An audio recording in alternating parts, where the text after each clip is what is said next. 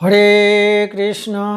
কৃষ্ণনগর ঘূর্ণি গাঙ্গুলিপাড়ায় অবস্থিত শ্রীগোপাল মন্দিরে আজ আমরা শ্রীমদ্ ভাগবত গীতা গ্রন্থ আস্বাদন করছি। আমরা আস্বাদন করছি অধ্যায় 5 সন্ন্যাস যোগ, শ্লোক সংখ্যা 11। শ্রী গুরুদেবকে নমস্কার, ভগবান শ্রীকৃষ্ণকে নমস্কার, ভগবান শ্রী নারায়ণকে নমস্কার, ভগবতী দুর্গা দেবীকে নমস্কার। মুকং করতি বাচালং পঙ্গং লঙ্ঘয়তে গিরিম যৎকৃপাতমহং বন্দে পরমানন্দ মাধবম। এখন আমরা আস্বাদন করছি পঞ্চম অধ্যায় সন্ন্যাস যোগ, শ্লোক সংখ্যা 11। কায়েন মনসা বুদ্ধা কেবলই ইন্দ্রিয় অপি যোগিনঃ কর্ম কুর্বন্তি সঙ্গং তক্তা আত্মশুদ্ধয়ে। এখন আমরা এই শ্লোকটির অন্তর্গত শব্দগুলির অর্থ জেনে নেব। যোগিনঃ কর্মযোগীগণ, সঙ্গম আসক্তি, ত্যক্ত্বা ত্যাগ করে, কেবলই কেবল ইন্দ্রিয়ই ইন্দ্রিয়ের দ্বারা, কায়েন দেহের দ্বারা, মনসা মনের দ্বারা, বুদ্ধা বুদ্ধির দ্বারা, আত্মশুদ্ধয়ে আত্মার শুদ্ধির জন্য, অপি ও কর্ম কর্ম কুর্বন্তি করেন। তাহলে এই শ্লোকটির বঙ্গানুবাদ কি দাঁড়ালো? কর্মযোগীগণ আসক্তি ত্যাগ করে কেবল ইন্দ্রিয়ের দ্বারা, দেহের দ্বারা, মনের দ্বারা এবং বুদ্ধির দ্বারা আত্মশুদ্ধির জন্য কর্ম করেন। এখন আমরা এই শ্লোকটির অন্তর্নিহিত ভাব আস্বাদন করছি। ভগবান শ্রীকৃষ্ণ এই শ্লোকে বললেন যে কর্মযোগীগণ আসক্তি বর্জিত দেহ, মন, বুদ্ধি এবং ইন্দ্রিয় দিয়ে নিষ্কাম কর্ম করবেন আত্মশুদ্ধির জন্য। এই শ্লোকের কথাগুলি কর্মযোগীগণের উদ্দেশ্যে বলা হয়েছে, কিন্তু প্রকৃতপক্ষে জ্ঞানযোগী, ভক্তিযোগী সকলের ক্ষেত্রেই এই কথাগুলি প্রযোজ্য। কারণ সকল প্রকার যোগীদেরই কিছু না কিছু কার্য করতে হয়, এমনকি দেহযাত্রা নির্বাহের জন্য বা সাধন ভজন তপস্যার জন্য কিছু কাজ করতে হয়। কর্ম ব্যতিরেকে দেহযাত্রাও নির্বাহ হয় না। এর আগে আমরা দেখেছি এই অধ্যায়ে ভগবান বলেছেন এই যে চক্ষুর উন্মিলন নিমিলন, শ্বাস প্রশ্বাস নেওয়া, দেখা, শোনা, স্পর্শ করা, এই সবই কাজ। ভগবান বললেন যে দেহ, মন, বুদ্ধি, ইন্দ্রিয়গুলি দিয়ে নিষ্কামভাবে ফলের আশা শূন্য হয়ে আমি কর্মের কর্তা, এই অহংকার ত্যাগ করে কর্মগুলি করতে হবে। মনে মনে ভাবতে হবে যে হে পরমাত্মা, হে পরম ব্রহ্ম, হে ভগবান, তুমি সর্বজীব এবং সর্ববস্তুরূপে বিরাজ করছো। কর্মগুলি সব তোমার এবং এই সমস্ত কর্মের ভালো মন্দ সমস্ত ফলই তোমার, আমি উপলক্ষ মাত্র। এই বুদ্ধিতে স্থিত হয়ে কর্মগুলি করতে হবে। কর্মগুলি করতে হবে আত্মশুদ্ধির জন্য, আত্মশুদ্ধয়ে। আত্মা তো সততই শুদ্ধ, আত্মা পরমাত্মার অংশ, তাকে তো আর শুদ্ধ করবার প্রয়োজন নেই। তাহলে আত্মশুদ্ধি কথার অর্থ এই চিত্তশুদ্ধির জন্য। চিত্তের মধ্যে ভালো মন্দ, পাপময় পুণ্যময়, শ্রদ্ধাময় অশ্রদ্ধাময় নানান রকম ভাবনার তরঙ্গ ওঠে। ওই ভাবনার তরঙ্গগুলির মধ্যে খারাপ ভাবনাগুলি, চিন্তাগুলি ত্যাগ করে ভগবতমুখী ভাবনা করতে হবে, পরমাত্মামুখী ভাবনা করতে হবে। ভগবানমুখী ভাবনায় বা কর্মের চিন্তায় মগ্ন থাকতে হবে। ওইটি হলো আত্মশুদ্ধি বা চিত্তশুদ্ধি।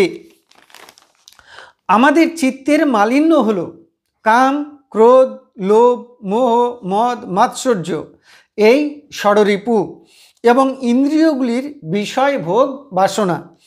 অর্থাৎ ইন্দ্রিয় দিয়ে রূপ, রস, শব্দ, গন্ধ, স্পর্শ এইগুলি ভোগ করবার বাসনা। তাহলে চিত্তশুদ্ধির অর্থ হলো ওই ষড়রিপুকে জয় করা এবং ভোগমুখী ইন্দ্রিয়ের বিষয় ভোগ বাসনা বর্জন করা বা একাদশ ইন্দ্রিয় জয় করা।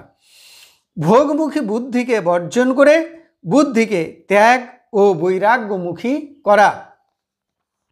এখন প্রশ্ন, কি করে ওই ষড়রিপু এবং ইন্দ্রিয়গুলি জয় করা যাবে? ভগবান এই শ্লোকে বললেন যে আসক্তি বর্জন করে, মমত্ব বুদ্ধি বর্জন করে, দেহ মন ইন্দ্রিয় এবং বুদ্ধি দিয়ে নিষ্কাম কর্ম করতে হবে। সাধারণত মানুষের মমত্ব বুদ্ধি থাকে নিজের দেহের উপরে। দেহটাকে বড়ই ভালোবাসে মানুষ, দেহটাকে আত্মা বলে ভালোবাসে। এই দেহের প্রতি মমত্ব বুদ্ধি ত্যাগ করতে হবে। ভাবতে হবে আমি দেহ নই, আত্মা। দেহ বিকারশীল, নশ্বর, পঞ্চভূতের দেহ, মাটির দেহ মাটিতে মিশে যাবে। 24টি জড়বস্তুর দেহ আজ আছে, কাল নাও থাকতে পারে। এই জড় দেহের প্রতি আসক্তি বর্জন করে দেহ দিয়ে ভগবানের সেবা করতে হবে নিষ্কামভাবে, ভগবানের প্রীতির জন্য।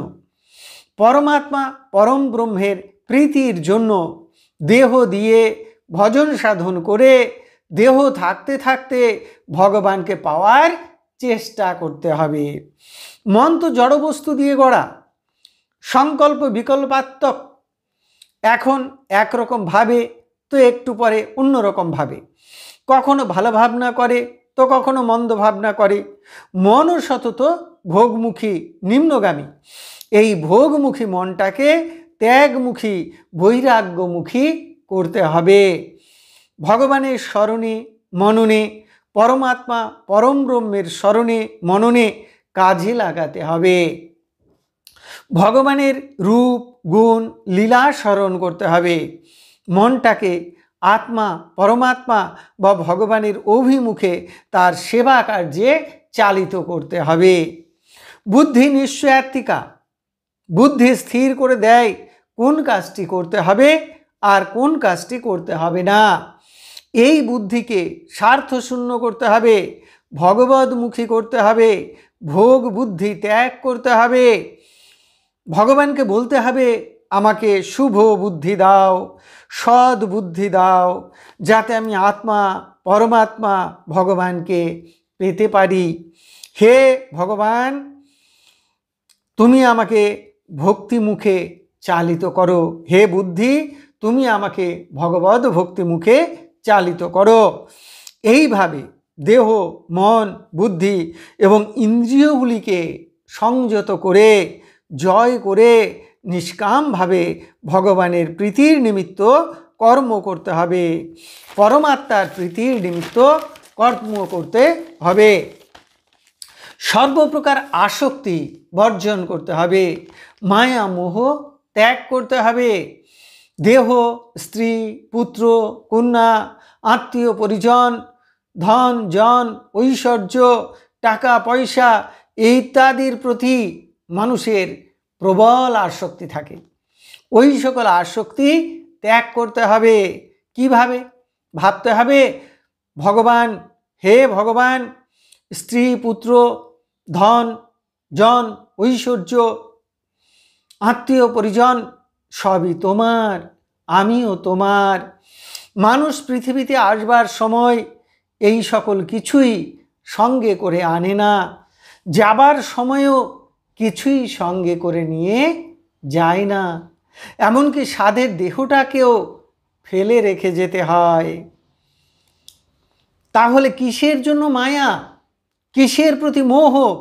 দুদিনের সংসার, নাট্যমঞ্চের অভিনয়, এইটা ভেবে সকল কিছুর প্রতি আসক্তি ত্যাগ করতে হবে, মায়া মোহ ত্যাগ করতে হবে। অনাসক্ত দেহ মন ইন্দ্রিয় এবং বুদ্ধি দিয়ে নিষ্কামভাবে ভগবানের নাম করতে হবে, ভগবানের সেবা করতে হবে, সাধু সঙ্গ করতে হবে, ভক্ত সঙ্গ করতে হবে, ভজন সাধন তপস্যা করতে হবে। দেহ থাকতে থাকতে ভগবানকে, আত্মাকে, পরমাত্মাকে, পরম ব্রহ্মকে পেতে চেষ্টা করতে হবে। আর তাকে পেলেই জন্ম সার্থক হবে। সকল সময় হরে কৃষ্ণ কৃষ্ণ কৃষ্ণ হরে হরে, হরে রাম রাম রাম হরে হরে, এই নাম সংকীর্তন করলে, জপ করলে অনায়াসে আসক্তি দূর হয়। নামে হয় কামনাশ, নামে হয় প্রেমের উল্লাস। অথবা নিরন্তর ভগবানের মন্ত্র জপ করতে হবে আর নিষ্কামভাবে কর্ম করতে হবে। তাহলে আমাদের চিত্ত শুদ্ধ হবে, অন্তঃকরণ শুদ্ধ হবে। তাহলে এতক্ষণ আমরা শ্রীমদ্ ভাগবত গীতার পঞ্চম অধ্যায় সন্ন্যাস যোগের 11 সংখ্যক শ্লোকটি আস্বাদন করলাম। আমি শ্লোকটি আরও একবার পড়ছি। ভগবান শ্রীকৃষ্ণ বললেন, কর্মযোগীগণ আসক্তি ত্যাগ করে কেবল ইন্দ্রিয়ের দ্বারা, দেহের দ্বারা, মনের দ্বারা এবং বুদ্ধির দ্বারা আত্মশুদ্ধির জন্য কর্ম করবেন। এখন আমরা শ্রীমদ্ ভাগবত গীতার মাহাত্ম্য পাঠ করছি। শ্রী ভগবান উবাচ, গীতা নামানি বক্ষ্যামি গুহ্যানি শৃণু পাণ্ডব, কীর্তনাৎ সর্ব পাপানি বিলয়ং যান্তি তৎক্ষণাৎ। গঙ্গা গীতা চ সাবিত্রী সীতা সত্তা পতিব্রতা ব্রহ্মাবলী ব্রহ্মবিদ্যা ত্রিসন্ধ্যা মুক্তিগেহিনী অর্ধমাত্রা চিদানন্দা ভবগ্নি ভ্রান্তি নাশিনী বেদত্রয়ী পরানন্দা তত্তার্থ জ্ঞান মঞ্জরি ইতে তানি জপে নিত্যং নর নিশ্চল মানসঃ জ্ঞান সিদ্ধিং লভে নিত্যং তথান্তে পরমম পদম। হরি ওম তৎসৎ। এখন আমরা ভগবান শ্রীকৃষ্ণের চরণে প্রার্থনা জানাচ্ছি। হে কৃষ্ণ কৃপা সিন্ধু, এ নাও তুমি আমার দেহ, এ নাও তুমি আমার মন, এ নাও তুমি আমার প্রাণ, এ নাও তুমি আমার আত্মা, এ নাও তুমি আমার জীবন যৌবন যথা সর্বস্ব। হে কৃষ্ণ কৃপা সিন্ধু, তুমি পিতা, তুমি মাতা, তুমি আমার পুত্র, তুমি আমার কন্যা, তুমি স্থাবর জঙ্গম কীট পতঙ্গ লতা পাতা, রূপে রূপে প্রতিরূপে তুমি বিরাজিত। তুমি ব্যতীত এই ত্রিভুবনে আর কিছু নেই। হে কৃষ্ণ কৃপা সিন্ধু, তোমার আতুল চরণে কোটি কোটি নমস্কার। পুনরায় তোমার আতুল চরণে কোটি কোটি নমস্কার। তুমি আমাদের শুদ্ধ ভক্তি দাও, ব্রহ্মজ্ঞান দাও, যেন সকলের কল্যাণ হয়, মঙ্গল হয়।